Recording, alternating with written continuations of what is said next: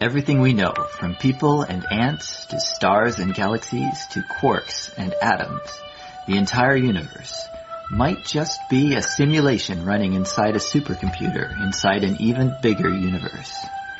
Ancient philosophers said that the universe is a dream that we're waiting to wake up from. In this dream world of the imagination, anything is possible. All cultural items, from the dreams of our rodent-like ancestors, to books, to television shows, are merely permutations of the reality we think we live in. Today's age of computers and video games places simulations at the center of our cultural consciousness. A select group of us perform simulations for fun and profit, and we call them games, role-playing and otherwise. We live to run simulations. Join us on the Simulationist podcast as we explore our culture of simulations. Hello, welcome back once again to the Simulationist podcast. This is the 105th iteration of the show, and we're recording this on the 7th of September 2014. My name is Josh Trelevin. With me on the other microphone, as always, slightly caffeinated Ryan Kirkby. Slightly caffeinated, as always. Well, I try and actually keep away from the caffeine most days of the week, but when I'm doing a podcast, I find the caffeine speeds the brain along a little bit more. Makes the tongue a little bit smoother. I do it for you. I abuse my body with caffeine for you people out there. Me, on the other, I just abuse it for fun. Oh. And other substances, but we don't have to get Let's into that. not admit to any crimes here. At least not this early on in the podcast. Yeah. Cool. One nice thing to start off with is apparently Marvel is going to kill Wolverine, which is again. apparently news. But I mean, I used to read the Wolverine comics back in my youth, and from that and other story bits I remember hearing from online, I can count 3 situations where Wolverine has died before. One of them for 22 minutes or so when his mutant power was suspended. It didn't take. There was a time he got killed and then resurrected by the Hand, the group of ninjas, who, by the way, are the reason why the Ninja Turtles fight the clan called the Foot. They figured, like, okay, yeah, let's just make a kind of a spoof on like the Hand ninjas. Well, let's go to the other end. They're the Foot. But yeah, he got killed and resurrected by the Hand and was like a member of them. And boy, was he a good killer agent for them. It didn't take.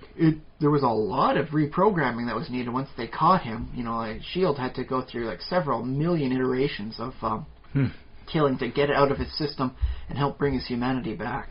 But they got the resources and technology to simulate him killing everyone on the helicarrier a few million times. Hooray for budgets and the lack thereof.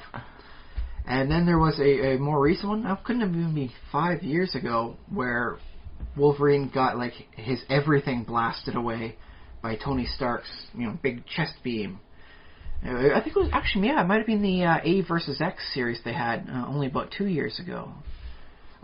Avengers versus X-Men. Mm-hmm. But Wolverine was like touched by the Phoenix Force, and so he was able to regenerate from the marrow inside the adamantium bones. Okay. Or like even a drop of blood or something like that drips onto one of his claws, and he comes back from that.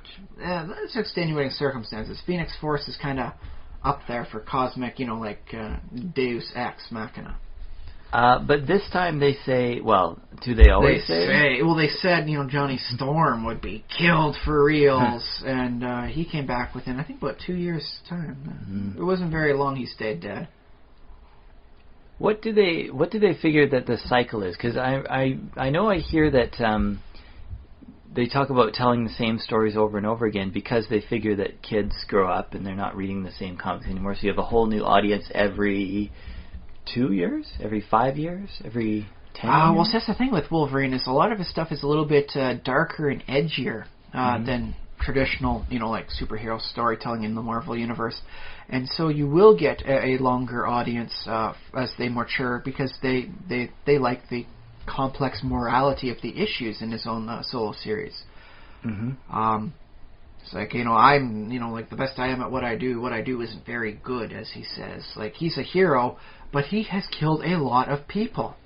I'm flashing through various instances in my own mind where he goes into berserker rage and kills 20, 30, 50, maybe 100 people in that one, issue alone. I mean, he's pretty much guaranteed he's not getting into heaven. Oh, yeah. Yeah. On the other hand, he did try and be a good person, so I don't know, maybe the all-forgiving deity sort of things allows it? Yeah, I guess it depends what religion, because there are religions that just all you have to do is ask for forgiveness. On the other hand, Wolverine has been to the Christian version, or at least the Marvel Christian version of Hell before. Oh, yeah? Yeah, they did that a couple of years back, too. Wolverine in Hell. Yeah, I mean, one of his mentors in Japan was effectively like a body shifting, like Oni. So he's got some connection with the Japanese afterlife there. But between you guys and me, I have one really sweet hope. Wolverine's soul goes to hell. Not the Marvel Christian hell. It goes to the Asgardian hell. Because, they're doing the whole thing about, Asgard being like, oh, no, we are not actually gods. We are just, like an alien race of people who are very godlike. Okay. Thor, for instance, can speak on the moon. That's kind of like how far removed he is. He can fly to the moon and then speak while standing on its surface. He's not from around here, as he reminds Tony Stark. Yeah. So, yeah, they do that, but... all the same, you go to hell, like the 1L, Asgardian hell, and, Hela is very much in the, style and image of, like, what an underworld deity is like. So I would kind of dig if Wolverine's soul goes to that one, because, one, standard hell, I don't know if that really works for him. I mean, he's been there, done that, made his enemies, and burnt his bridges, so to speak. Although the concept of him coming back as like the next Ghost Rider, that could be pretty sweet. Wolverine Ghost Rider, yeah. Yeah, and instead of like having like the whole chain with the spike at the end, it's like 3 adamantium claws at the end. Have a fun little take on that. That could be potentially fun. But, like him as like, the minion of Hela, who is not, she's not the best of figures out there, but she's not really that evil. She's just kind of very self-interested and a bit of a dick, as the saying goes. So yeah, you could have some fun things, like she's got, Wolverine's got the little 2 spikes up there, kind of like that pseudo-Batman cowl thing he's always had. Yeah. Hela's got like branching antlers sometimes going out there. So, you want Wolverine to come down as like her messenger of like, Hela says, don't do this or I'll claw you up, buddy. Or Bob, I suppose as the saying goes. Like instead of just being the 2 spikes, it could branch up like antlers for him. You could really design the costume in like her black and green sort of style, very stylish. Oh, yeah. The claws pop out and there's Asgardian runes on them, and so, like, you could really mess up, even an Asgardian then, so it's like he presents a decent threat to everyone, no longer just like, he takes a beating, but could he really stop Tony Stark? The answer is usually no. Tony Stark has, like, range, like galore on Wolverine. So as much as somebody might like Wolverine, he is not going to win against Iron Man. It's a pure tactical standpoint. Well, he'd get a bit more range if he had Ghost Rider's chain, like you're saying. He does have some friends in Department H. You could borrow the Vindicator's suit. It's got some decent flying capabilities, and it would surprise the heck out of Tony.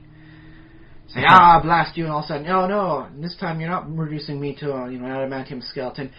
The Vindicator, thing shows up underneath his own outfit, and then he flies up, just start clawing the heck out of Stark there. That would be worthy of a nice scene. But, apparently they're going to kill him, so that's going to have to be put on the back burners. Yeah. But, honestly, because I've seen him die at least 3 times, I really don't have a huge sense of dread, like, oh no, they're going to take him out. But this way, because, from a meta perspective, I know they're going to bring him back in about 6 years at the absolute longest time. Because of copyright, issues. If you go without printing, like, a character, and the name together for about 7 years, you start losing the rights to it. The whole thing unravels in bits and pieces, so it gets a little weird, I've been told. Okay. But, if they were to not do anything with Wolverine for 7 years, anybody could put out, like, a comic book regarding a character named Wolverine, regardless of how close he was to the character, how far he was from, the Logan Wolverine you know and love or hate. Okay, well, I imagine there would be still some restrictions, because like you say, it's bit by bit, but there's... But, under that, the whole thing there is you could start, like, oh yeah, I have a, comic called Wolverine. You could do that after 7 years. So, they don't. They don't allow that to happen. That's why so many people come back from the dead. Although, honestly, I wouldn't mind if they just had, like, a nice anthology type series, like, oh, here's a fun story someone came up about these characters. And just put it as like a Tales to Astonish sort of thing, where anybody and everything goes. It's just a fun story to read. It doesn't matter for continuity. That way you can keep putting the stuff out, and you can keep people dead. Uncle Ben wouldn't be so alone in whatever afterlife he's in, because he's the only person in Marvel and DC who really stays dead. Yeah. Sadly, even his wife keeps coming back from the dead. Oh, no, she wasn't really dead. Oh, no, okay, no. Spider-Man, used a demonic wish. Now he comes back. So, in this case, him being like a minion of Hela puts him in, like a different sort of thing. He's not, because he's been like a mutant sort of thing, he's been doing all the mutant type stories. But as Wolverine himself, as the character, he's been kind of semi-removed from that as his own sense. Right. And so putting him in a different aspect, oh yes, now he's part of the Asgardian stuff. I'd make a heck of a good, supporting cast, heck of a nice storyline bit for him. I mean, okay, the whole bit about the Punisher coming back from the dead and being sponsored by angels, a lot of people want to ignore that, including a lot of the people who work at Marvel. So the angelic Punisher sort of thing, that didn't work at all, but I think it could work very well with, the Hela, I don't suppose he'd be an avatar. I guess he'd be a herald? Something like that? Yeah, sure. Herald. Well, you said minion. Minion doesn't sound quite right either. I think given the nature of Wolverine and his skills, he's a little higher up than minion. But agent sounds not mythic enough, so I'm thinking herald of Hela. Okay. Has a nice ring to it, too. So it's like, you could have him like in a Wolverine story. Like cross-combine that with a Thor story. Yeah. So, Thor is doing some good deed sort of thing, but oh no, like Loki's, it's always Loki doing it. And Loki's, trying to stop him, and he's made deals with his daughter Hela. So when the Warriors 3 come to help support, Thor, no, they got stopped dead cold by the Herald of Hela, the Wolverine. So I think there's some decent potential. I don't believe they're going to go that way. I just think it's some interesting potential. They could have gone, and that way they keep the association with the character. He stays dead. No copyright issues. Everything gets met out. And Hela gets a little bit more screen time, because I think she's a decent antagonist. I don't want to call her a villain, but she's she's very antagonistic. And that way, everything gets a little bit more enriched, a little bit more of a change of pace, stir the pot a bit, as the saying goes, I suppose. Does Marvel has like the Ultimate Universe, but other than that, they don't do reboots the way DC does. No. Spider-Man in a spider car still technically canon and likely always will be. Although I will admit, DC had a really nice thing with their Mr. Mind, I believe it was. He was like a tiny little earthworm. That was a foe of Captain Marvel. Shazam and all that sort of stuff. Right. And he was like really smart, and that was his kind of thing. He's like physically weak, but he engineers the plans that, keep, the power of Shazam busy. And so, what they did with him recently, before the New 52 recently sort of thing, is they had him, reach the next stage. And what he was doing was eating portions of time. So some things that happened didn't happen. Why did they suddenly no longer happen? Because Mr. Mind ate the history. And so something like that, I think, could work very well for cleaning up a lot of the continuity and bad stories that Marvel has had over the years. Okay. Hank Pym going insane and, abusing his wife? Nope, that got, eaten away. All those horrible storylines that everyone wants to forget, the really cheesy, stupid stuff, all that gets eaten away. And you could even show that and reference it, have a nice little tongue-in-cheek sort of thing as the heroes try and stop this thing from eating all of time or whatever. But no, all it really winds up doing is getting defeated after, like a nice summer, crossover, big blockbuster thing that they like to do, and gets rid of all the stupid little stories and things people don't want. So you could, Spider-Man's One More Day is a very controversial storyline. Like Spider-Man, I've talked about that before. Read it up if you want. It's, on Wikipedia, it's not well received. It gets eaten away. He did not sell, his marriage off to their version of Satan in order to bring Aunt May back to life. Aunt May manages to go to a peaceful afterlife. He's married next to his wonderful, model/actress wife. People get to ignore the storyline they never liked. And hey, it's and here's another storyline that you'll pay $3 to $5.99 per, issue just to read more of.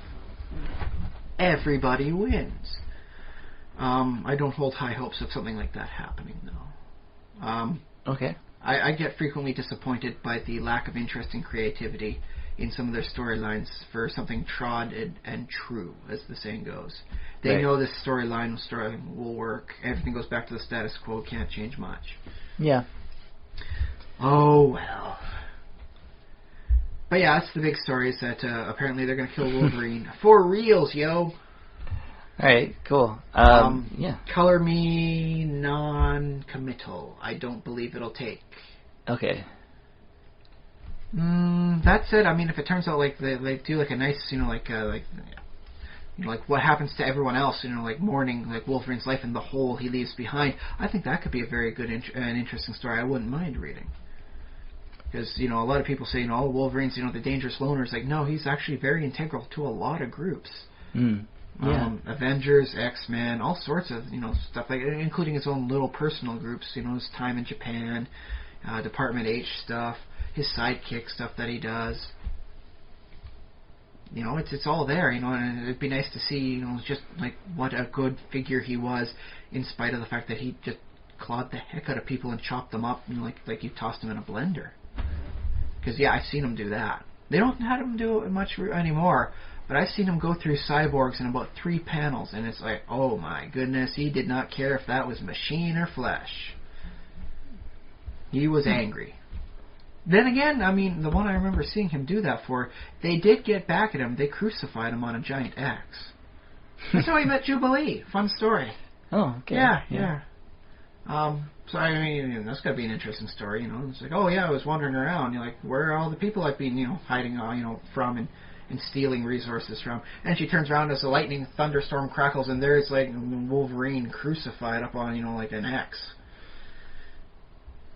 So, I'm sure she tells that story to everyone she meets, given enough time.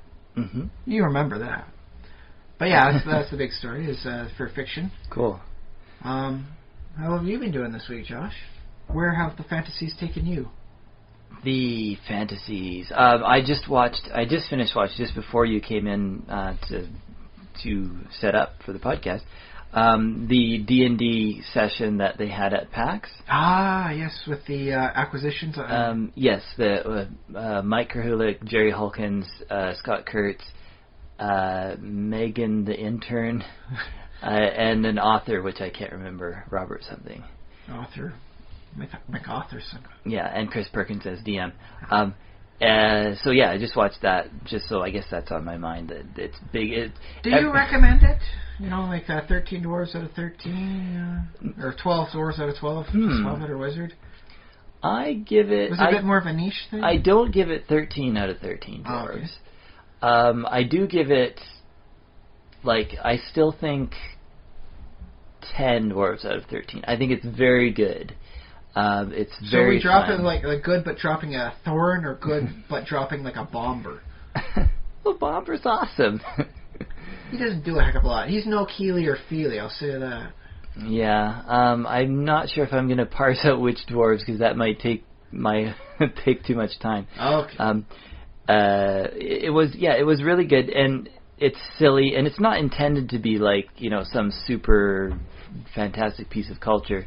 So I don't know if that actually raises my ranking or lowers it. Hey, sometimes you don't need a big story sort of thing. Sometimes you just want to be told a tale.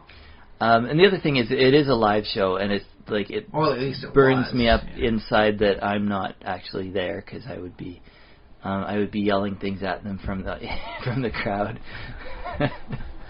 Like good things or bad things? Probably both. A little bit of both. I did. I used to cheer for like them to lose. Oh. And I did find myself this time sort of cheering for them to win. So I guess I don't know what that says.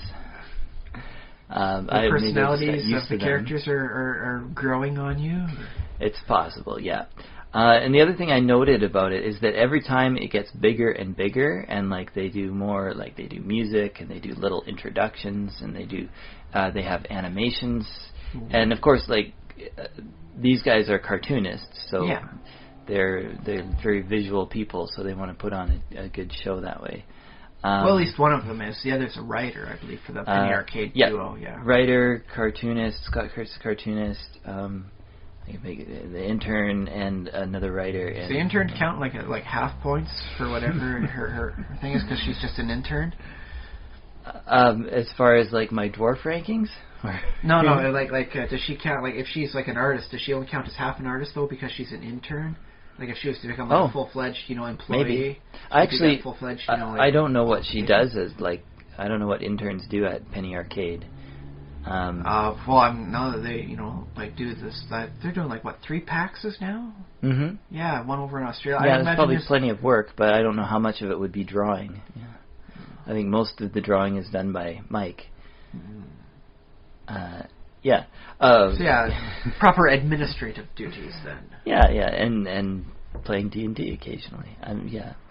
So I took in that piece of, and the other thing about it is they just did, I guess PAX East is not long ago, so they have sort of back-to-back PAXs. Yeah, PAX East, PAX Prime East has just PAX finished Prime. up recently, this last week, I think they finished up. So I feel like I just finished watching the PAX East one, and maybe I watched it a little late too, and that helped. But it's like they continue the story from between the two, and it felt very, I don't know, felt like it was good because I liked sort of following along. Excellent. It was like a little sequel. At first I was worried though because it came out so soon after. I was like, oh, is this just going to be the same, like maybe somebody else uploaded it, it's just the same show with a little something different. But it was a brand new show. Excellent. Yeah, I was very happy. And I've been playing Minecraft, of course. Well, of course. Adventures in Minecraft. I've been building. Did I start on my dye rooms last time we talked? Don't think so. I've been building themed rooms of every dye color that you can get, like deep down underground. So I dig out like a cavern, and then cover the walls in whatever color of block it is, and put like little scenes of that dye, and a little farm in the middle too. Like for the flowers, it's like there's a patch of grass, and like I don't do you can do dispensers and stuff to automatically grow flowers, but I just I just have a chest with bone meal in it, and if I need flowers, I just grab the bone meal and place it on the ground and shake it. Yeah, do it that way. Excellent. Yeah, so and that's been really fun because it's been like sort of creative and artistic a little bit, which is a lot of what I do in Minecraft is up until I guess recently has always been sort of how can I build a functional thing to get me more pumpkins or whatever.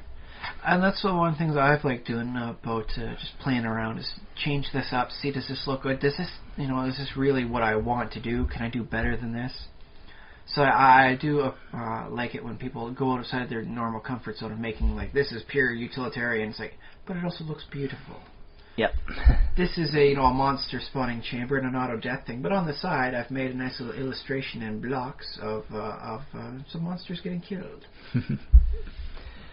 I think that's pretty much my time this week in simulations. What have you been? I have gone down some very weird, deep, twisting fantasy trails. Oh, do tell.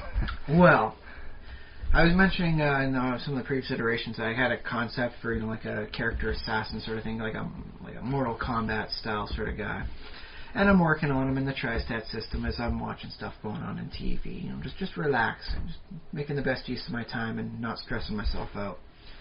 And I'm reading, I'm going on tangents, and I'm going through like TV tropes as I'm doing my research, because you can get a lot of good information in TV tropes. Very nice central a resource for a lot of different types of fiction, Mm-hmm. even though it will wind up eating the rest of your night away. I fully endorse it. Yes. But, one tangent leads to another, and instead of going from like a soul-sucking assassin, I find myself learning about Pokethulu. Now, the guy who does Dark Tower is one of the main guys, or the Munchkin games you'll likely see in most of your gaming stores.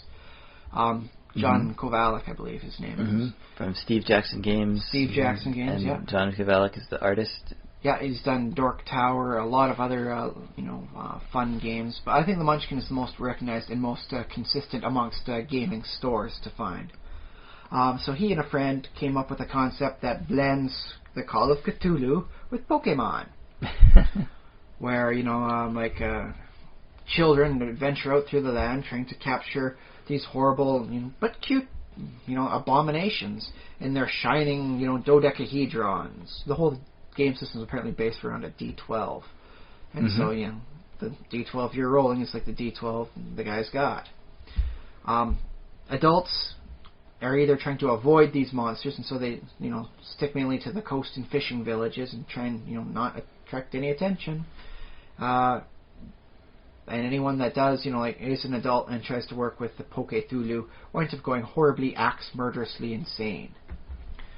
But it's an interestingly fun concept, and oh hey, the 3rd edition's out and you can download it for free. Just, Google it up and all that, and you should be able to find it and enjoy a nice light-hearted romp, and maybe if you get enough people go for it, have a small fun tale.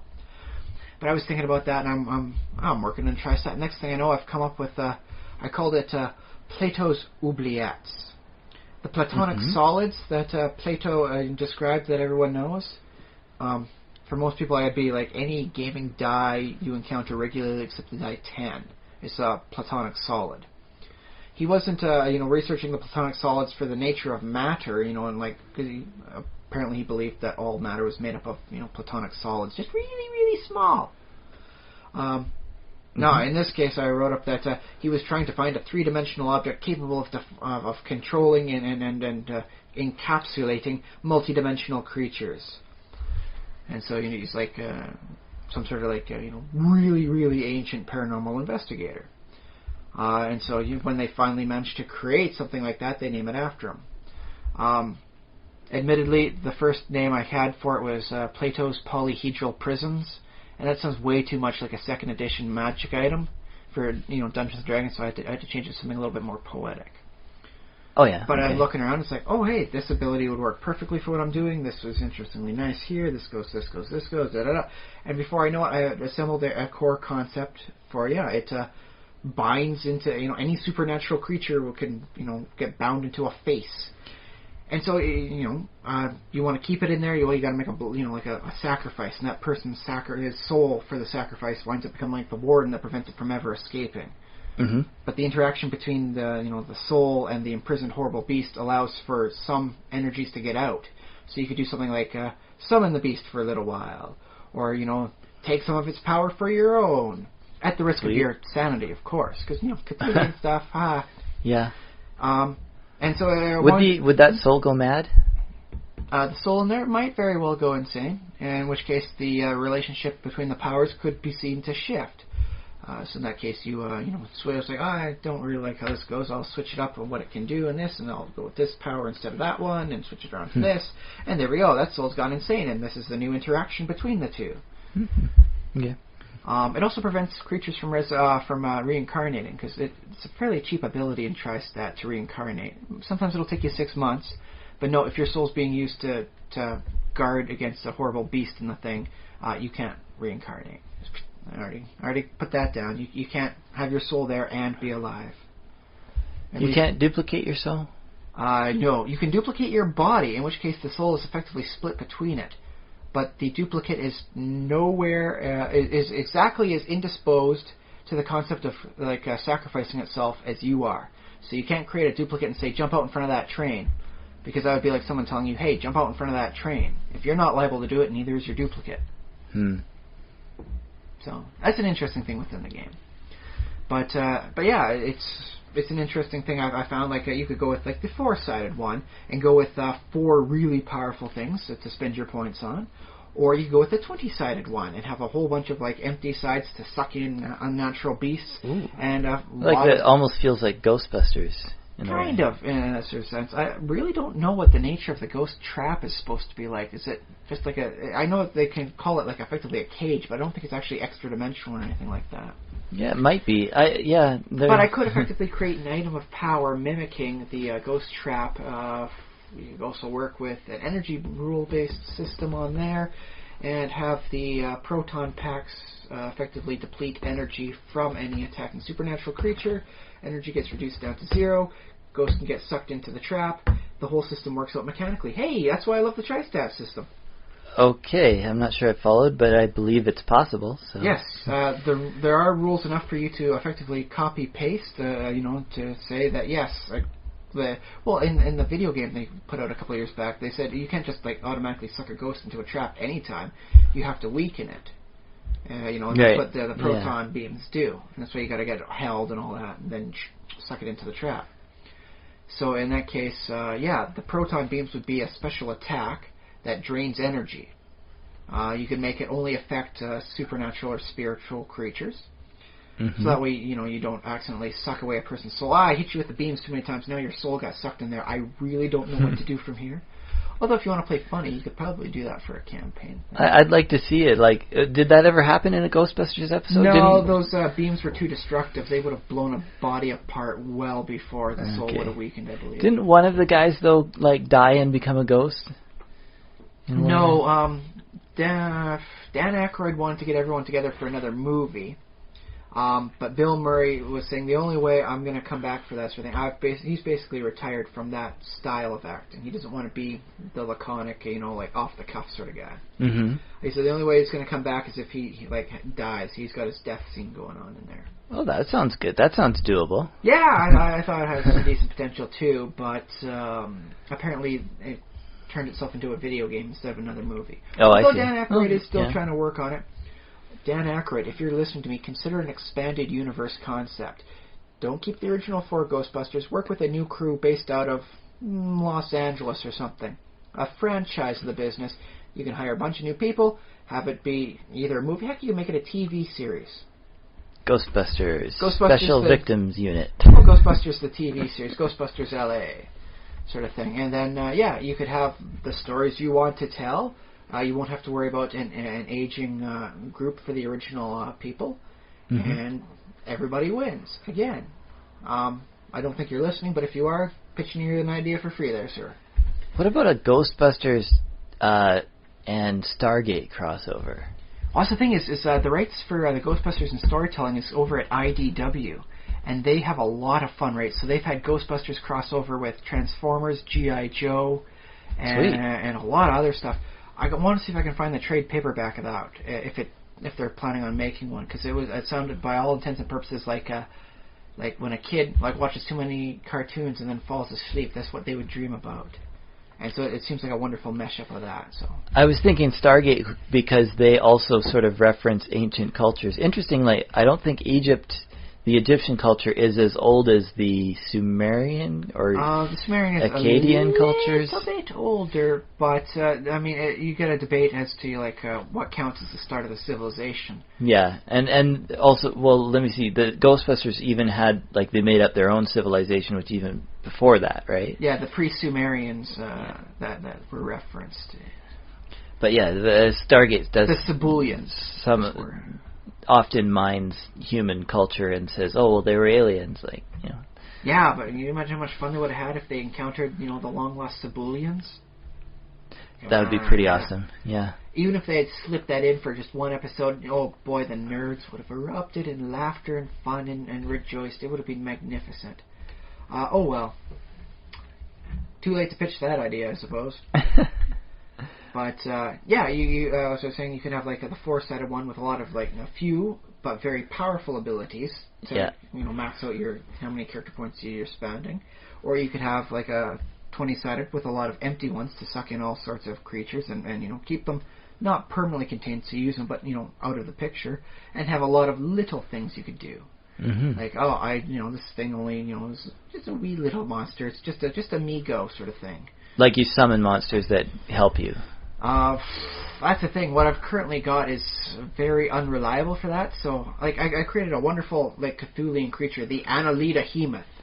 Okay. Annelid being worm, Hemoth being large. So it's a large worm with the face of a crazy man. So like the human centipede. No, the human centipede was actually people. This would actually be a large, like, I guess Tremors. You remember the movie Tremors? Yes. Kind of like an earthworm, big like that, Okay. with the head of a screaming crazy man. Okay. Is it like a human soul that gets trapped in this creature? He was once a man in the story Okay. I came up with just quickly as I was doing it. All right. In this case, stories. you summon it out, sort of thing. It's like, Annelida Hemoth, I choose you, or whatever you want to say. Mm-hmm. In like, if you could find a Latin for I choose you, oh boy, could you have fun with that? As you chant and you chant, but no, it comes out, into play. But it's unreliable, and if you can't maintain proper control, it will kill and attack anyone until its time is up, or it is killed. Okay. So, it's like, you could try bringing this out, but there's a very decent chance it will go wild and will be as much a danger to you and your allies as everyone else on the field. So it's one of those, like, power without control fun concepts. Plus, the unreliable gives a decent point break, so it's a little cheaper to use that. Great. I wonder, do you remember, like, I believe I read a Wikipedia article on the Platonic solids, and I believe it said which way it went, like yes or no. But are there Platonic solids in higher dimensions? Yes, but they get rather hard to picture. They do. I did remember looking that up, the Wikipedia article, and there was some 4- and 5-dimensional Platonic solids. Okay, are they infinite or are they similarly bounded? They showed 2 of each. So Okay. I imagine there'd be a finite limit of extra-dimensional Platonic. I guess it wouldn't be solid if they're 5th-dimensional to us. They'd be something like hyper-solid. Well, you could still call them solid. They just have a different number of dimensions. Well, it's just that, to the best I have been able to understand, perceiving a 4th-dimensional object would be something that would wind up changing its shape and form from our perspective, as we cannot see it properly. It would be like, I think a good example was the Flatland thing that they did, I guess almost 100 years ago now. Mm-hmm.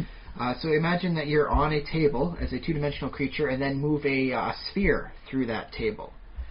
For you, being a 2-dimensional creature on there, you'd see a point followed by an expanding circle, followed by a contracting circle, followed by a point. And so you would not be able to perceive a sphere. I mean, that's completely beyond the scope of anything you can potentially imagine. You can't imagine that 3rd dimension.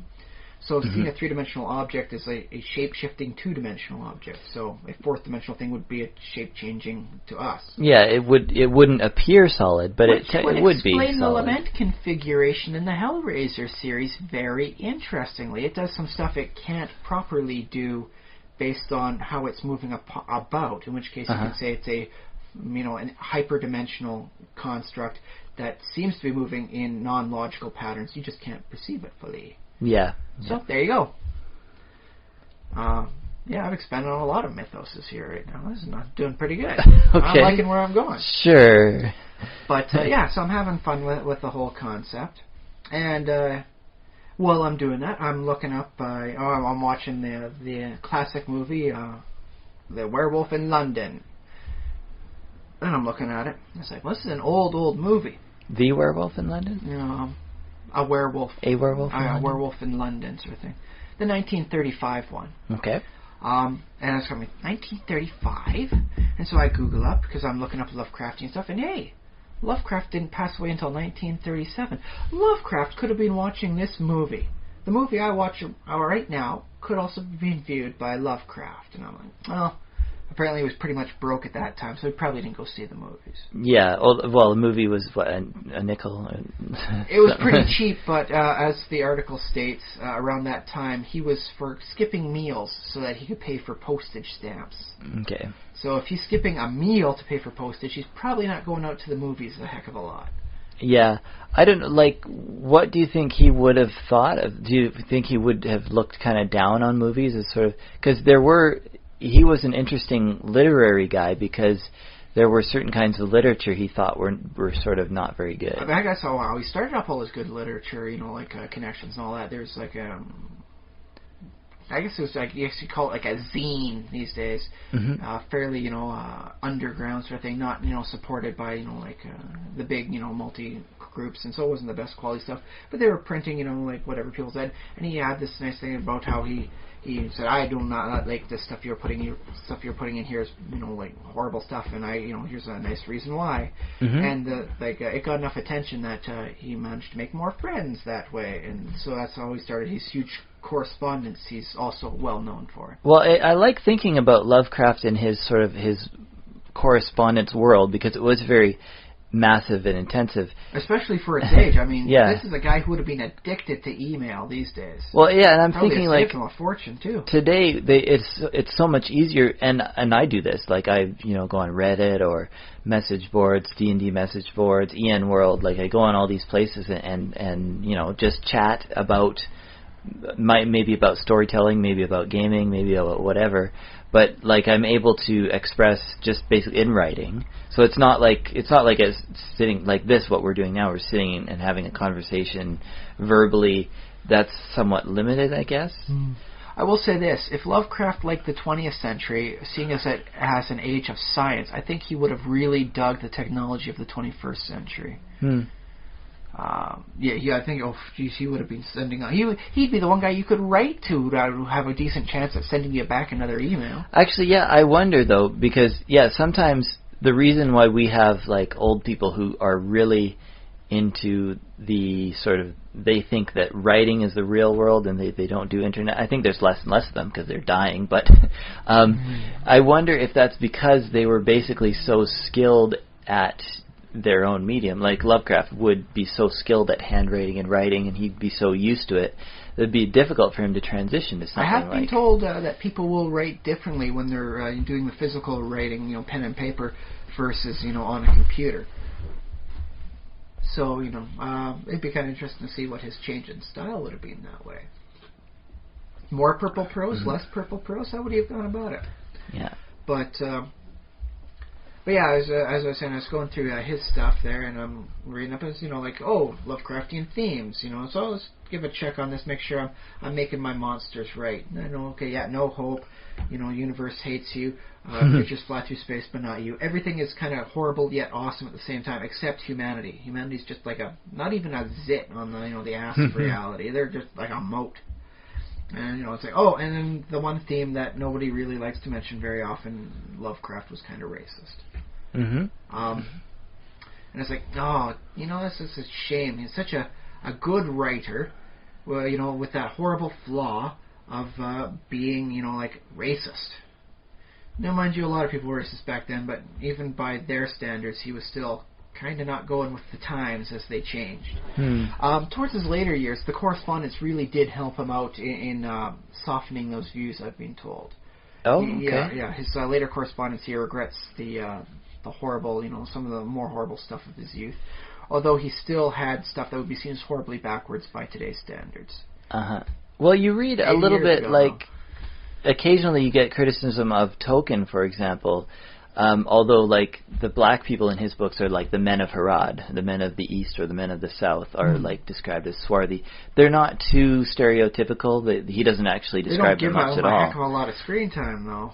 But it is sometimes like wondered, like, the orcs are black and they're dark. They have black speech, and then sometimes he's I was kind of saying like a muddy, dark, like unclean color. Not we just happen to have a pigment that matches somebody in real life. It's just like, no, we were born in horrible things and we're always messy. We don't even bother with a shower. Yeah, and well, of course now if they're brown is because they rolled around in the dirt a lot. There's been so many people have drawn them that they don't really look human. So and we now they never were human. Films. They were technically elves. Just corrupted elves. Although I always thought elves. I mean, yes, Tolkien says, they're not real. They're not men, like capital M men. But I always thought that basically they're the same species because they can interbreed. On the other hand, it's a magical world. There's a decent chance Smog could have bred with an elf. Don't ask questions how, but I mean, it is a magical world. It's a potential. I like to think, like, the experiments. Remember Saruman, like, and Sauron actually. I like to imagine his experiments was like a lot of wine and some Barry White music. That's just me, you know. Probably, I think what that refers to is sort of selective breeding, right? Like, or you know, like I'm gonna pump you full of horrible dark energies, and we'll see if you don't pop, what happens to you. Ooh, okay, that one got extra muscle mass, and then from that he works with some selective breeding. Okay. No, well, I never really saw it as necessarily magical, although I could see a little bit of magic. But mostly I saw that as part of the... Magical uranium? The art and craft of... Basically that you could take technology to that level, the technology, of breeding, or I guess whatever... Eugenics, I guess it would be. It's eugenics when they're intelligent. When it's an animal, it falls under some other categories. But yeah. Yeah, so... yeah. So yeah, I mean, people have made the argument against Tolkien, but his stuff was a lot more fantasy-oriented. Like I am trying to create something that is very much like the Nordic, epic sagas, and so I think he gets a little bit more leeway there. Lovecraft wrote that you can't trust those, and this is like you can't trust those nautical-looking Negroes who hang out by the ports; they'll kill you. Is basically what he said in the Call of Cthulhu. Is basically what he says there too. Does a character say that, or the narrator? Actually, jostled. Yeah, I remember one line. He got jostled by a nautical-looking Negro, and then he wound up dying like 20 minutes later. Nobody noticed the small pinprick on his arm, and they assumed he had a heart attack because walking uphill too fast for an old guy, and that's what happens. So yeah, he actually uses terms like that, and basically says, you don't hang out with those people down by the docks. They're nasty people, and they just happen to be of mixed breeding. I would call that more prejudice than racism, but yeah. Well, there was some other stuff, some stories that are not really well circulated either. Basically saying, no, even the city itself won't like you, and it will collapse down upon you because you are horrible and not Anglo-Christian. Was Lovecraft Christian? He was. I thought he was an atheist. He went more towards the atheist way, but he had high hopes and love for the Anglo history. So that intrinsically infuses some level of English culture. Sure. Yeah. Well, and I like English culture and the Anglo history, among other histories that I enjoy. And I enjoy a lot of cultures, and I find the religion like an interesting spice on the top of it all. Yeah. I think it's the best way to describe it. But yeah, I'm thinking it's like, that's kind of a shame. Such a decent writer marred by, this nasty little trait of, racial views. Mm-hmm. And then it occurs to me, wait a minute, earlier this week, I was watching an episode of American Dad. And it was like, it was a season opening one, and had the singer CeeLo. And, if you've never heard him, go find up some of his stuff. He's a very good singer, but recently he had to burn his Twitter account into ashes because he made some... You can do that? Burn it? Figuratively, yes. Okay.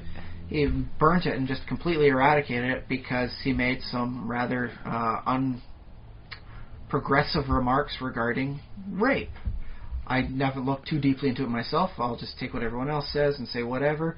Mm-hmm. So, I remember watching the thing. It's like, hey, I remember that name. I remember seeing that in the news. He's the guy who's got bad views on a topic. And then it's like, let's see what you got, CeeLo. And then he starts singing. And I'm like, oh, he's got a great voice. This is a good thing. I like his music. This is good stuff. And I'm thinking, he's a great musician marred by this nasty little view of, who's the guilty party in a rape situation. I'm like, oh. And so that got me thinking for a topic this week is the concept of the flawed hero. I don't actually think of Lovecraft or CeeLo as a hero in any degree, but in their own perspective, from their own view, I suppose everyone's their hero. Mm-hmm. You're the hero you want. I'm the hero I want. Yeah, well, it's not hard to think of people that we admire who have done bad things. Michael Jackson, highly admired, but he may have done bad things. May have gone crazy. We'll qualify going progressively insane as a character flaw? Maybe? Prince. Yeah. Prince is, he's never done bad things, as far as I know, but he has kind of gone off the deep end, especially if you listen to some of Kevin Smith's stories. Mm-hmm. He's got, if you can, Kevin Smith has got one heck of a story about the time he did a documentary for Prince. but like the guy who did Raspberry Beret and rocked the world in his own special way, he's kind of different now. He's become his own weird little thing. I guess you can consider that as a character flaw in that case, though. A flaw of his own heroism. Yeah, well, it's hard to, I guess I'm still talking about real life, so I don't know how long I should stay on this tangent. But it's when we say flaw, sometimes it's they disagree with us on some point. I consider flaw as something that prevents you from hitting your maximum potential. Sometimes it's that they hurt people. Yes.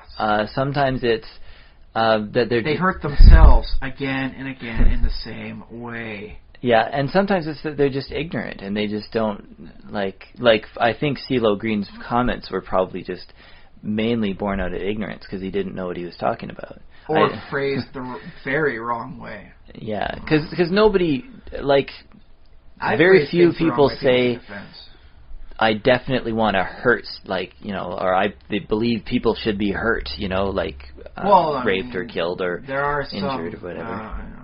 Denominations that are infamous throughout America for saying exactly that sort of thing and protesting funerals. Yeah, well, they say that God will bring judgment or something like that. So they not necessarily things, that people ought to be doing stoning and stuff. I don't know. You don't hear that too often. You do occasionally, though. Yeah, I do hear admit. Let's get stoned an awful lot, more than I used to. But that might just be living in Victoria for you. Yeah. So people, there are flawed people, but I want to be careful and say that, sometimes those flaws, they're not all just... Well, we could take Kevin Smith as a level. Flaw. His flaws is... Okay, let's talk about his flaws. Well, he has a hard time putting things on another person's schedule. When he was doing stuff for, writing for Green Arrow sort of stuff, they had to say, no, you have to have all your stuff in before we're even going to start on that. Because when you do your own stuff, you take a 6-month hiatus before you get back to it. His energies focus off elsewhere, and then he comes back to it, sort of thing. Yeah. And so his flaw is, I guess, a long-term inability to maintain one constant product. Well, this is similar and he'll admit that one himself. Some of the heroic flaws, like we were talking about Batman, in that the flaw is also part of what makes them the able to function as a character. If you're a Batman's creative... paranoia makes him always prepared. Yeah. Batman always wins if he's always prepared. So if you're the creative type like Kevin Smith, that flaw in that, it turns you away from accomplishing certain things, but it's also what allows him to create in other areas. It's what allowed him life. to recently produce a movie about a man getting turned into a walrus. Tusk. It's out in the theaters somewhere. See it if you can. Yeah, and so similarly, Batman has flaws that also enable him to be the hero. I think at least his brand of hero. I think Batman's probably the best example, of a well-known character who's twisted just the right way to accomplish something cool. We have them in the comic books all the time, but Batman's the I was not to say the other heroes don't have flaws. I know for a long time there was a very subtle flaw for Superman, in that he had an old-fashioned mindset. Like the Kansas farm boy mindset? That kind of mindset? More of a family-based mindset. When he encountered Superboy after the whole death and rebirth of Superman story arc, Superman don't stay dead either. Surprise, surprise. Yeah. He encounters Superboy, Con-El. And what does he do with this young boy who's like his genetic, twin self or whatever it is? He sends him to go live with Ma and Pa on the farm. And yet later on, after the whole, bit about the city of Kandor getting turned into its own planet and then getting destroyed, he winds up with an infant son sort of thing, like the son of Zod, I believe is who it is. And what does he do with this young tyke? Well, he's married to Lois, so he stays, with, they adopt him as their own kid. Why did he not adopt Connor, or Con-El, Superboy? Because at the time he was not married, and so in his own mind, he could not conceive of being a proper parent to a child if he was an only parent. So his Okay. flaw was an old-fashioned family-based mindset. I'm not sure how you see that as a flaw. It's just a decision that he happened to make. If you have a kid who's got Superman kind of powers, the best person to potentially be a father figure to you is Superman. Although his parents, I guess they raised Superman to be a good person, so they're a pretty good one too.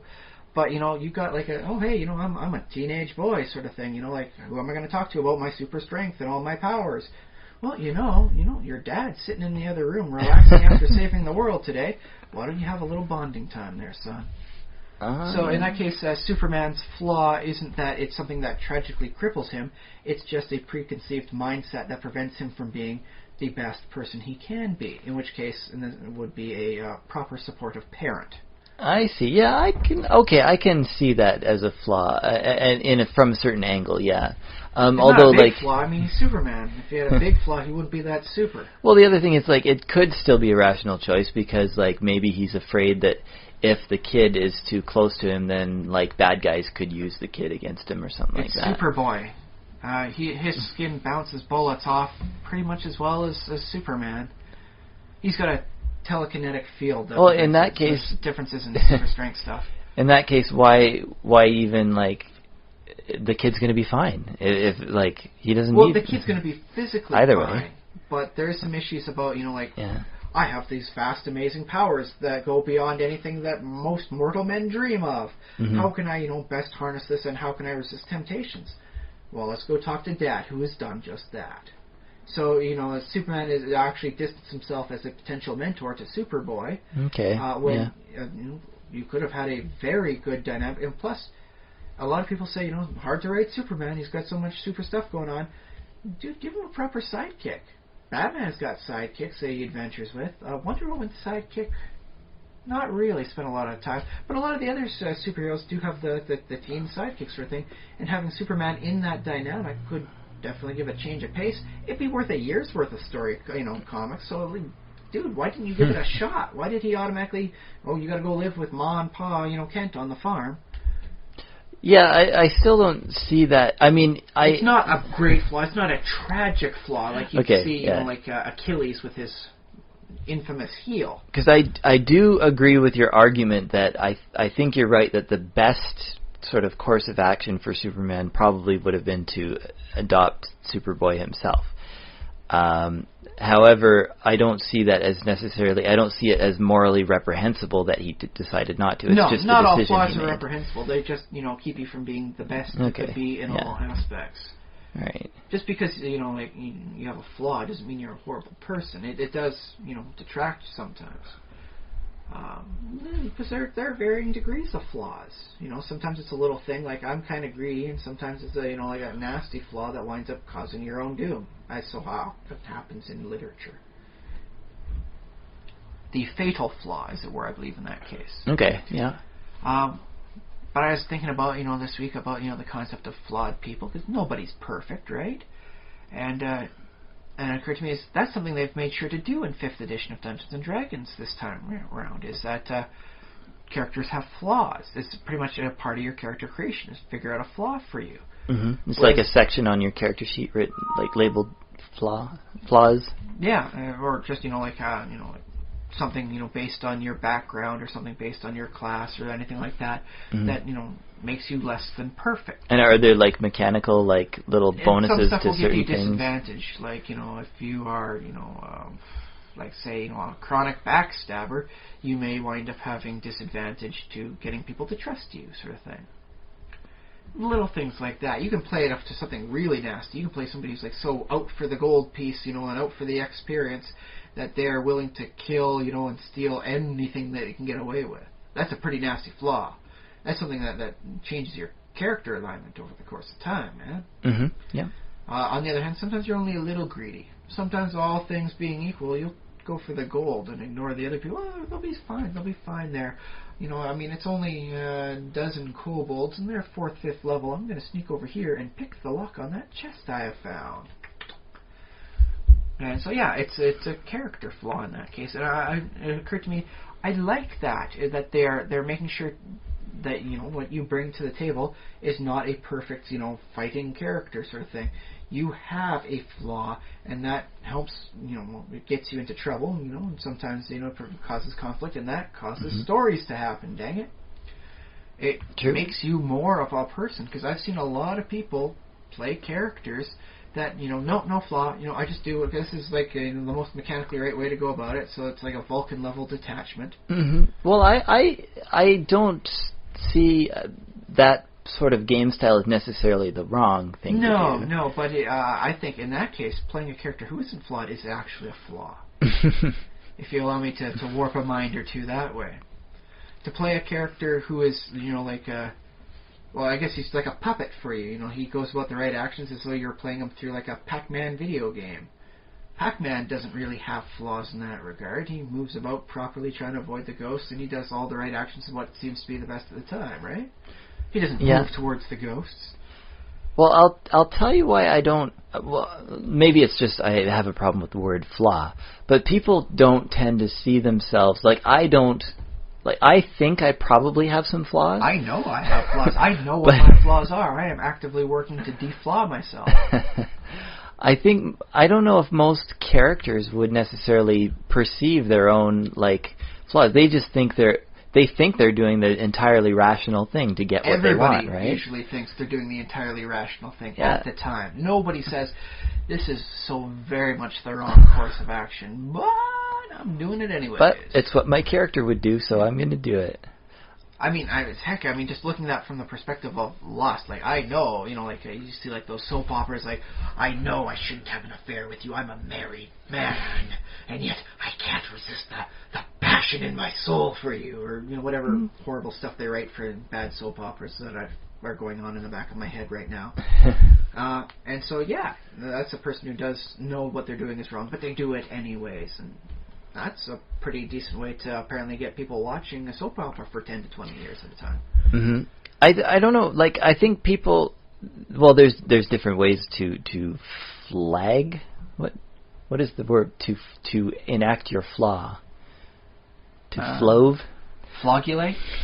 Flogulate.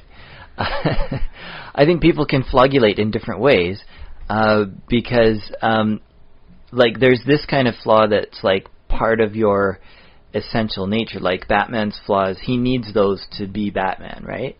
So you need certain of your flaws in order to be yourself. So, like, you know, you say, well, I'm working to fix, you know, these flaws, but it might not even work because some of them are actually useful in certain areas of your life. But that's why I was originally flawed. You know, we'll take for me. I used to get angry. I used that anger as a fuel source. I would keep on going. I would not stop. Because I wouldn't let I'm angry at everyone. I'm lashing out at everyone. No. Keep my anger confined, controlled, and I harness it like a horse to drive me to success and victory. I will win despite you. I will use my negative emotions to further me on to greatness. Use the force, the dark side of the force. Yeah, give in to your feelings. You could look at it as being yang, yin yang sort of thing, being yang heavy. I use the active, you know, angry force of yang much more than the passive yin, and so I was imbalanced that way. And yet I met a wonderful woman who did not like, you know, what she called Grumpy Ryan. Oh yeah. And so I made the point of trying to, you know, keep my anger in check. Don't even have it. Just let go, dude. Just let go. Yeah. It's happened. It's done. Just let go. And I'm not as grumpy anymore. I'm not Grumpy Ryan as much. And that woman became my wife. And hooray, I'm much the better for it. As I'm not perfect. I still have anger. I still get angry from time to time. Yeah. But I, you know, take steps to learn to control it, learn to subdue it, and not let it show. Yeah, sure.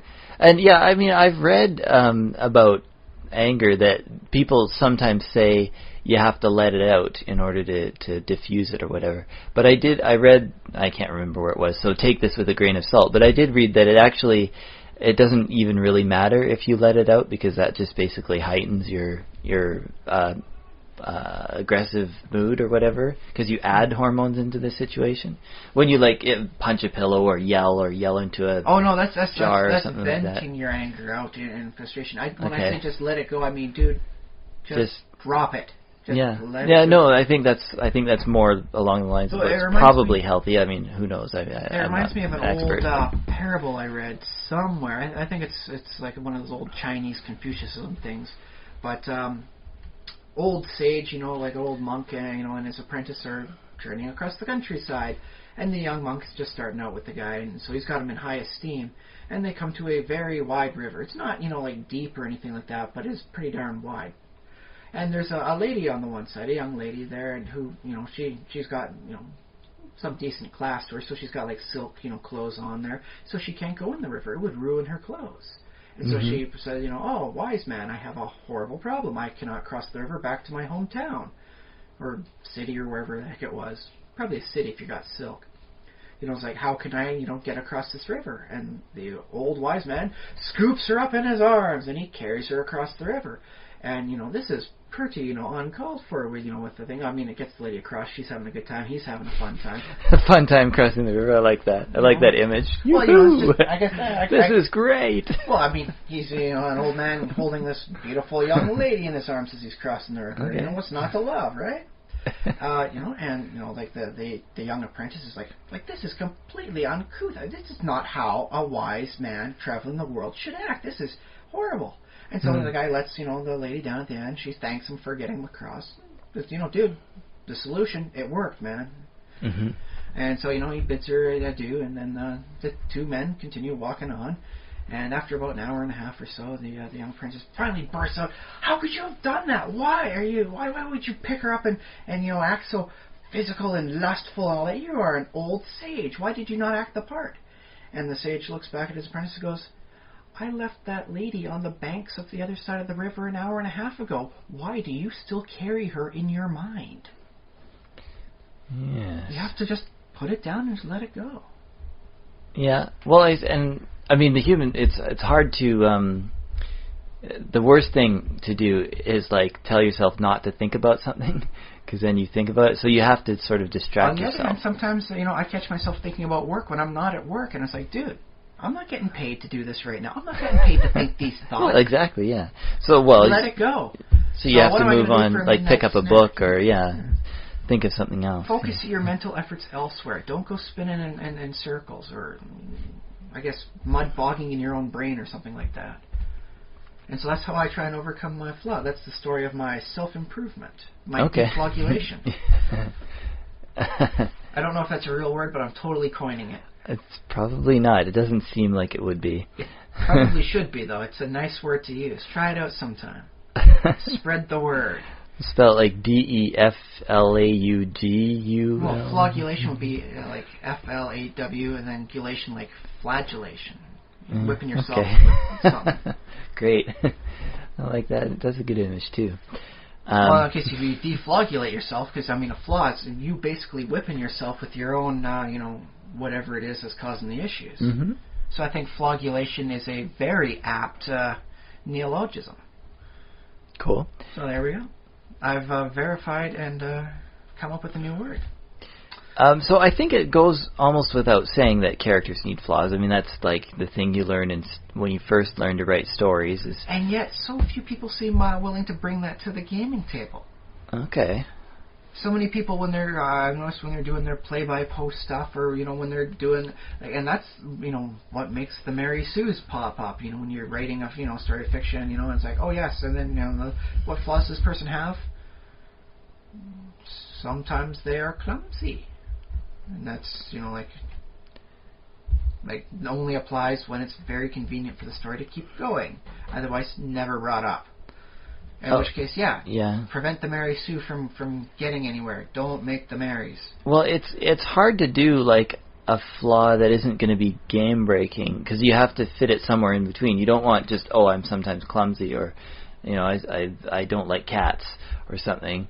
Or on the other side of things, it's like, well, I refuse to fight undead. I'm too afraid of them. I will never, like, if undead happens, I run fleeing. That's not necessarily a bad thing. Samson, I recall, had like 3 tenets he had to do to keep his strength, and the whole cutting the hair was like the last straw. He broke everything else. One of those being do not, touch the dead. And what does he do? He beats Philistines with the jawbone of an ass. Yeah. Or donkey, I suppose, or whatever you're going to call him nowadays. In which case, if Samson was decently a pious person in a role-playing game perspective, it would be, I cannot touch the dead. I cannot use anything made of, like living material. I can't use a wooden weapon. It all has to be metal for me. And so that would be his, like whatever restriction, like the Druids say, I can only work with basic materials, nothing refined. He's got the opposite problem. And so in that case, if Samson wants to keep his super strength, he would have, a set of restrictions saying, like, you can't cut your hair, you can't, I think there's something about drinking too much. But he probably got drunk a lot too. You don't drink too much, and don't touch corpses. Yeah, I can't remember now. But sure. Those are some pretty old, religious things. So they're like groups and religions out there where you touch, like dead body parts, and you are completely, like removed from like the hierarchy of society. You're not even like the bottom of the barrel of society. You are completely out of that barrel system. Because why? Because you touched the body of dead people. You are so far out of our system. It's just, well, I think there are or there used to be. I think it still exists in India. The lowest caste are the ones who do those things for like. They also do some tanning work and I believe fishing. I don't know. Yeah, something like that. But I mean it's something you can see around the world. Don't touch dead bodies. So. Yeah, and nobody. Well, I don't necessarily like touching dead things, human or animal. Does it count if they get processed? Like if I'm like eating a chicken sandwich, a little bit of chicken touched me. Oh, I guess it was a corpse. So there I go. Well, according to like the Hindu version of that, because they get really hardcore, like the Hindu stuff. Yeah, that's why you gotta go veggie. That's why they're vegetarians or vegans for that matter. But I believe there are sects of Hindus which eat certain kinds of meat, so it just depends. And then you got your lesser people where it's like, oh no, you can't touch a dead human, sort of thing. Yeah. Anyone who touches the dead human, you can't even touch them, because they're like touching a dead human yourself there. Yeah, but there's your flaws, thinking in that weird, crazy little mind-warping way that says that just because they've touched a human body, they count as dead too, so you can't touch them. Yeah, I don't think too many people are like, I don't know, like irredeemably, like now you're unclean the rest of your life. There are some spots historically where that was completely the case. Historically, not modern, I believe, though. I can believe it for people who are attempting to reach nirvana or something. It's like, or monastic bliss. Oneness with the universe. But I don't know if that applies as a rule for any society in general. Well, any existing society right now. There's probably some throughout history. Maybe, yeah, sure. There's a lot of societies, and some of them were pretty messed up. I'm willing to say odds are in my favor if I say that. But yeah, I mean, that's a pretty decent flaw there. Okay. Although, that said, I do support the concept, primitively, of trying to minimize touching a dead body because of disease transference. If you don't know how they died, you don't want to get what killed them, right? Yeah, and especially in a medieval setting, like bronze, stone, all the previous ages where there really wasn't the same level of hygiene that we currently enjoy. Yeah, and that's why I say like body now, you just got to get the Purell out after, man. Wash your hands up. Ha! I've been saved. I've been cleansed. It's the Purell. Because I wouldn't necessarily use the word flaw when it's more of a heuristic. It's more of like, this is sort of how I live my life and what I choose to do, and I have my reasons because I don't want to touch a dead body because I think it might transfer disease, and then it also might haunt me. So I don't know, like this thing where you call it a flaw, like you say, this is my flaw, this is what's wrong with me. It's what keeps you from being the best and most you that you can be. Yeah, but that doesn't work as a singular thing, because that thing, like in other circumstances, that's what's keeping you alive, or that's what's allowing you to be an adventurer in the first place, or something like that. Well, I mean, you could always say that, a flaw in metal, like you're making a sword and there's like a flaw down there. It does, increases the chance of the sword breaking, but it could also act as a blood rivulet that helps, get you through faster. Yeah. So just because it works one way doesn't mean it can't also hinder you in another way. If Batman could make friends with people, maybe he'd be doing better at reforming some people. if he was to sit down with, say, Poison Ivy and say, I understand some of your concerns about your ecological, devastations. I have some friends who, in high places who owe me favors. If you're willing to meet me halfway and quit committing crimes on the behest of eco-terrorism, I'll see what we can do for proper preservation and making... Cause Batman's got enough money, he can sway, a senator or two, I believe. So he can say, I got some guy I do some research for, he wants me to find the killers of his 30-year-old parents, and so hey, all of a sudden Bruce Wayne manages to get a new eco law passed, and all of a sudden, hey, Poison Ivy realizes I can do good without doing crime. Because I've always found her to be one of the more potential sympathetic villains. She's doing very bad things on what are, at the core, some very good principles. Yes, like saving the planet, that kind of thing. Yes, preventing ecological destruction and pollution. Yeah.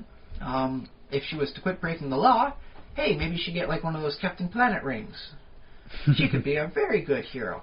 But Batman can't trust well enough to make that step and sit down and talk it out with people. I think there's a good number of villains he could wind up, at least putting back towards the road to redemption. You can argue with Two-Face properly and get him to understand the more nuances of his black and white current lifestyle. Interesting. Yeah. So yes, a more trusting Bruce Wayne might not even need to be Batman. Maybe he'd be doing much better at funding a less paper bag Arkham Asylum. I don't think he'd cure the Joker in this case, but I think the return rate to Arkham Asylum could be dropped down. Because these are criminally insane people, not just, I have vast psychological problems like the Joker seems to have. Although there's an argument that the Joker knows he's a fictional character, and the only way he will continue to live is if he continues to do horrible things that will get people to read him. That might be the reason why he's insane. Yeah. Well, I suppose, the Gotham City sort of funnels the characters into where they are. Like it sort of you gives work them itself over into the Marvel universe. A lot of their villains are very sympathetic when they're not, like robbing banks. There's a lot of them that could be, that's why. Is Magneto good or evil this month? Where's Rogue sitting on the good evil sort of thing? Who's bad, who's good here sort of thing. It's because they're characters with flaws, and sometimes they're on the wrong side of things because of the flaws. Sometimes they're on the right side of things because they're trying to be a good person. Yeah, and like Magneto sees himself as a hero. Magneto is not the villain in Magneto's eyes. We have a lot of sort of people that we like, especially in modern the recent years of television, Breaking Bad and The Sopranos and stuff like that. We have a lot of characters that are bad guys that you wouldn't approve of in real life. Tony Soprano is not somebody you would want to publicly endorse. The character Tony Soprano is someone you can sympathize with. Yeah, but we love those. Yeah, we love the bad guys sort of in the stories. We love the stories about them. And real life, we don't cut people as much slack, which is probably a good thing, because, we don't want to live with those bad people in the world. You don't want to live with a bunch of people doing whatever they want, whenever they want. That's not to say there aren't bad people. You have to be held accountable to your actions. Yeah. You get a guy whacked, put on ice, and there's a crime, you gotta answer for it according to the laws of society. As long as society knows about it. If society never finds out you whacked a guy and dumped him, with concrete shoes into the Hudson River, was it really a crime? Well, I like that too, because I think characters in stories can sometimes be more forgiving than they probably should be, because people we just watched the the Guardians of the Galaxy a little while ago, and basically they all went to jail because they're all horrible people that did horrible things. And at the end of the movie, they're like, yeah, we'll just let you go. Sure, they saved the Earth, but I don't... Not amnesty. I don't know. They risked their lives to save a planet they really could have avoided. They didn't even need to go to that place. They could have just said, I'm going to, I don't know, Bikini Paradise Planet. I'm sure there's a Bikini Paradise Planet somewhere in the world. It's a big universe in the Marvel universe. I'm sure somewhere out there is a place like that. But in the end, the president and that police officer, they're like, yeah, we'll just let you go. Like, and I'm surprised because like they don't have to uphold the rule of law or anything like that. I believe they got amnesty for their yeah. stuff. Okay. Also, it might be a different set of laws than we're used to. You do a crime, you get arrested, you get sentenced to jail, but if you manage to break out of the jail, it's like trial by ordeal, you're now innocent again. Maybe that's how it works. I kind of dig a space society based on that sort of thing. Yeah, it feels almost Asgardian, like. It's like, well, you know what, this is going to be cheaper to keep you out of the prison, so we'll just say, hey, you proved your innocence by virtue of power, please don't do it again. But yeah, I mean, that group there had... actually, I think Groot was the only one who could possibly qualify as a non-villain under societal, views. Yeah. Unless drinking water from a fountain is horribly villainous. No. Aside from a little bit of property damage, which, I mean, maybe that could call for community service, I think everyone else, has had a lot more to answer for. Yeah, Groot probably could have got off, like keeping the parklands clean. Everyone would have loved that. Mm-hmm. But apparently he was accomplice, so he got hooked up with Rocket Raccoon on that. Is he like... I never really... Is he property of Rocket Raccoon, or is he his own... He's accountable, like he went to jail for his own crimes, basically. But because he was helping Rocket, he's an accomplice to the acts that Rocket committed, which included public endangerment, probably illegal use of weapons, spying technology, so there's probably invasion stuff going on there. Yeah, that whole setting's probably not a good example because they put like all of these people in the same jail together, like. And Drax the Destroyer. I mean, I'm pretty certain he's killed a few people, so he's a killer. There's a good reason why he's in there. Yeah. Then you've got an assassin and a thief/smuggler. Yeah. Everyone else but Groot pretty much deserved the prison time from the perspective of society. Mm-hmm. Groot's flaw was that he chose the wrong person to buddy up with. You know, it's funny, like, are there, like, I don't know, like, we have, in our society, we have our villains who might be somebody who went on a racist tirade or a sexist tirade or something like that. Or it's just on the wrong side of a dispute that you have strong views on. Yeah, or they might be like religious to extreme. We can use current events in BC. The teachers are currently on strike, and there's some people very much in support of the teachers, some people very much in support of the government. So, like, if I'm very much in support of the teachers, anything the Premier Christy Clark says, she's the villain. Because she's not siding with the people I believe are in the right.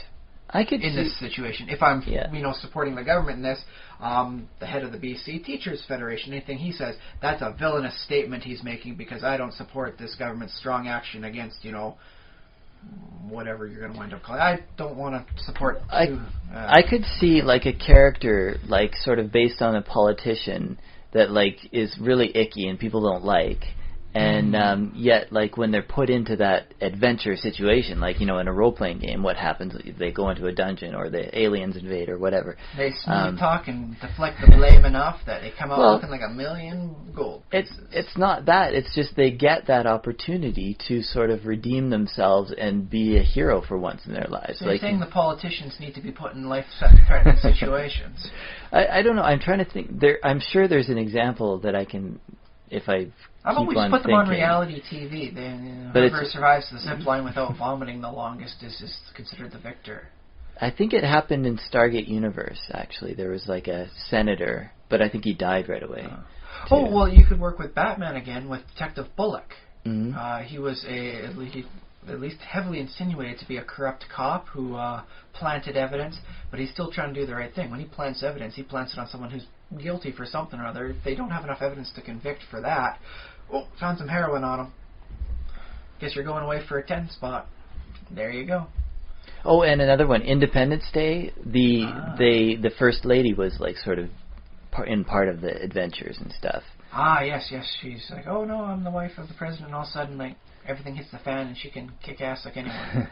I don't remember what She didn't exactly get as many she did, opportunities as Will Smith to do such a thing, but it was there for at least for a part. Yeah, she was put through the ringer.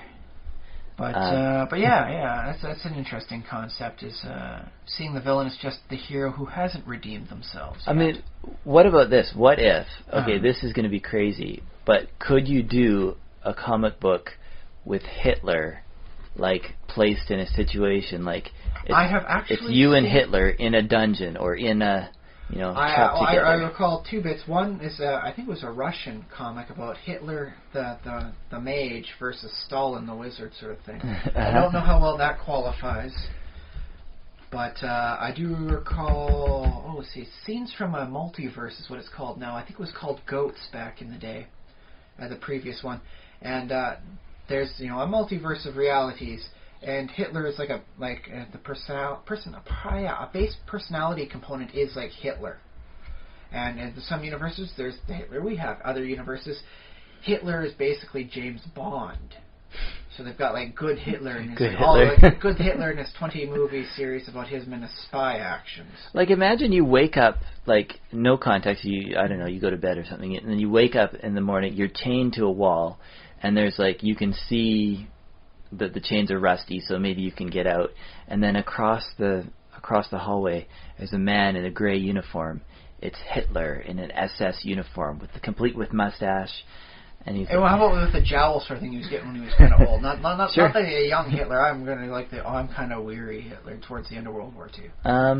Any Hitler, I guess, any incarnation, but you rattle your chains a little bit, and you fight with them maybe for half an hour or something. You free yourself, and you smash your chains, and you're in a dungeon, and there's barely any light, and you find on the floor next to you there's a shiv, and Hitler's still in his chains, and he's he sees you, and he's oh, I see you got free, and you say, and he says, do you know who I am? Because he's you look pretty familiar. He's the Führer, we'll say. Okay, so this isn't just the genetic, equivalent of Hitler in another universe who hasn't committed his Hitlerian actions. Right. This is actually, him, I don't know, reincarnated or something. Aliens cloned the body and put him out or something like that, or so this is him, not just a genetic duplicate. Yeah, maybe time travel is involved just so you get to the precise location. This weird little situation you're setting up. You wouldn't know it, but yeah, probably what happened was you got sent back in time, and Hitler. It's an alternate reality because Hitler obviously gets put in a dungeon, but it's also his timeline. So it's 1945, but you're on another planet, sort of. Yeah. Aliens have kidnapped a lot of random people to put into weird little situations, as you're describing. Yeah, exactly. And maybe you talk to him a little bit. I don't know if he spoke English, but he might speak broken English, or you might speak broken German. There's a universal translator or Babelfish in here or something. Yeah, sure. So you learn from him. I guess he somehow gives out that yes, he's the Führer. Maybe you pretend to be a German subject or something. Or maybe you just couldn't spot him. And you find out that you find out, I don't know, this is getting a little out of hand, but you find out that he is still technically in charge, although I guess he's been taken out for a little while, but maybe the day previous. If he can get out of this sort of thing, he can get back to where he was. Back to Germany and command the Axis forces. So yeah, do you shiv him? Unwillingly, yes. Yes. I mean, I know it's a crazy, stupid question, but I probably wouldn't, because I would be well, we have the rule of law, and I don't know who's got us in this dungeon, but... but I am aware that law is something you create. It is not an intrinsic property throughout the universe. Uh-huh. For law to exist, you have to make it. You have to forge that's law, true. Yeah. In which case his actions and his conscious, will has been commanded throughout the socialist Nazi party, and therefore, by the power vested in me as a person who knows of the concept of law, I, sentence you to death by shivin. It's just, it's a weird thought. It is a bit of a weird thought. That said, though, switch it so that it's just a like a clone, like a genetic duplicate of Hitler, and I cannot prove he has done that or even thought the thoughts that led to Hitlerian actions. Okay. I would not shiv. All right. What if you had like 8 hours basically, and somehow you had the Babel fish 8 hours, and you're like, okay, so what's your opinion on Jews? You ask him, and he says the whole like gives you the party line, even though he is a clone. Oh, if he's given the same line, I do not shiv him because he has not done the actions. He didn't actually do it. Right. He didn't do it. He hasn't done it, but on the other hand, I ain't freeing him. But he is a Nazi. Okay, yeah, I suppose. If he hasn't done the action, I cannot, from the perspective of a lawmaker or a law enactor, I cannot properly, sentence him to death by shivin. So I can say, I'm sorry, I do not support the views. So in my personal perspective, I'm not going to free you. Good day, Mr. Hitler, too. And what if? Okay, new complication. Okay. There's a clock on the wall that says you have 6 hours of air remaining, and like you can escape, but Hitler can't escape. Can I leave the door open after I escape? Trial by the ordeal, basically. Okay, here's what I'll do for him. I won't shiv him, but I'm not going to free him. But when I leave, I'll toss the shiv down to him. What he does with that and how he works it out from there, that's his own thing. Okay, yeah. I'm willing to do like you haven't enacted upon your horrible thoughts that I do not approve of, but on the other hand, I will not condemn you for simply thinking. Yeah, I think that makes sense. But I mean, what else can you do? But yeah. That's my perspective, at least, on the whole thing. Although I must admit that's a pretty far-fetched scenario, especially as we go. Well, yeah, time travel. I mean, time travel, who ever heard of such worlds, a thing? Potential cloned Hitlers, and a chance to shiv him. Like, what if he says something like, "Well, what about your basic humanity? Don't you think I'm human too? I deserve to live because I'm." That's why I'm leaving it for you. If you want to do like a mercy thing, like before you asphyxiate, you want to try and get the chains out. I'll let you be to your own devices. My intrinsic humanity is I will not interfere. Okay, yeah, I think that's a normal human response. Yeah. And more of a generous response than most people will give. Well, yeah, that's true. Like, there are people who would say, nope, just shiv Hitler, and yeah, I guess it makes sense. No, I mean, there are people out there that says, if he even espouses those views and has that thought, I'll kill him for that. I'm not going to kill a person for thinking. Because, I mean, there have been times it's like, okay, like, what the heck was this guy thinking? I got to read a news story. It's like, well, this is messed up. Like, okay, I want to get into this guy's head for just a little bit. I got to think this is the right thought and then work my way backwards. Like, what's his mindset like? So there have been times I have thought wrong thoughts on purpose to try and figure out what the heck was going through this guy's mind to get him to this conclusion. So, I mean, just for thinking a thought, I don't believe you should get any punishment. It's only when you espouse it loudly and convict people to do stuff on that's when you start running into problems. We've gone over 90 minutes. I want to put this to the listeners, since we came up with such a great scenario and a couple of variations on it. Just for fun, can we make this like a jigsaw sort of thing, like a Saw series sort of thing? I don't know what you mean, like actually film it? No, like he's like, here's your 6 hours of oxygen. I want to play a game. Sure. But I suppose this would be like some sort of space jigsaw guy then. But yeah, he pops up there just for added fun. He makes a cameo. He's clearly a flawed character. He thought what he was doing was somehow right. Yeah. Well, I think he thought in the first. I think I saw the first one, and he was trying to teach them some kind of lesson. So yeah, that's what he was trying to do. But he was very, very flawed in a lot of thought processes there. I can't remember if I don't think he actually killed anyone though in the first Saw. I think there was some horrible stuff. I think they might have ended up. What he does is he tries to get them to kill themselves, basically, or each other. Yeah. In which case, he's setting them up in such a strong situation. I'm willing to convict on that. As a person who believes in law, you set a person up like that, it's entrapment. Yeah.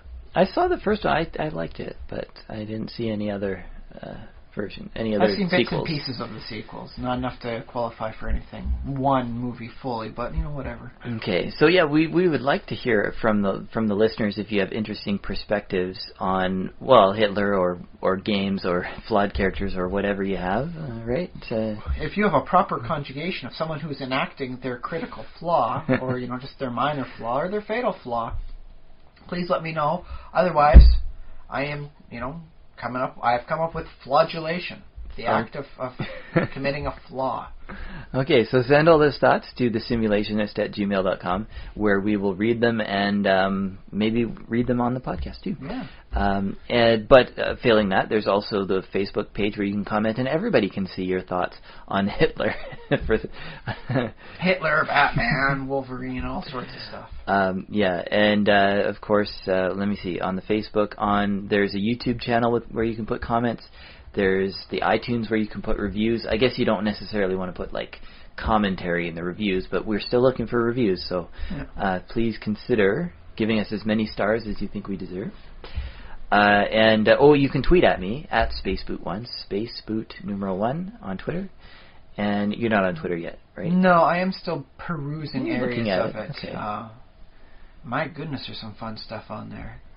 Well, one thing less, apparently CeeLo's not on there anymore, so there goes that. Yeah. But, final thoughts at all? Okay, final thoughts on Flaws. Flaws good, but I don't necessarily think of them, like it's very one-dimensional to think, oh, here are my flaws. Because a flaw can be turned around, the same personality trait can be turned around and be something that is a benefit. A person who is angry all the time might be a positive thing for a person who is driven. Exactly, and we see this in the comics all the time. A person who wants to succeed is the same as a person who is greedy. Mm-hmm. Within the realm of business. So yeah, you can very much see a flaw having a positive edge to it. I suppose that's the handle to the knife that slices your own throat. Sure, yeah. Yeah. But a flaw is something that detracts you from being, a perfect person, and it makes you a more real thing. So if you're writing, like a character, if you're playing a character, give a thought as to, what keeps them from, just being like a perfect automaton of proper attitude. Yeah, and also keep in mind that, like, if you're writing a main character, you might want to say, okay, what do their parents think their flaws are? What does their husband or wife think their flaws are? What do their kids think their flaws are? What does their boss think their flaws are?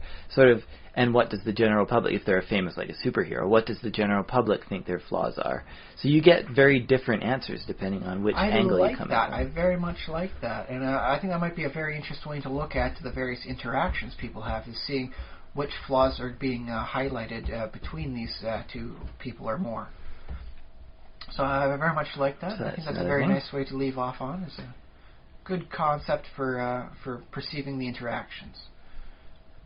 So until then, next week when we put out another 90 minutes of content. You'll listen to us again, hopefully. Come back again. We will, back again another week. On the 14th. I've been Josh Trelevin. I've been Ryan Kirkby. And send money.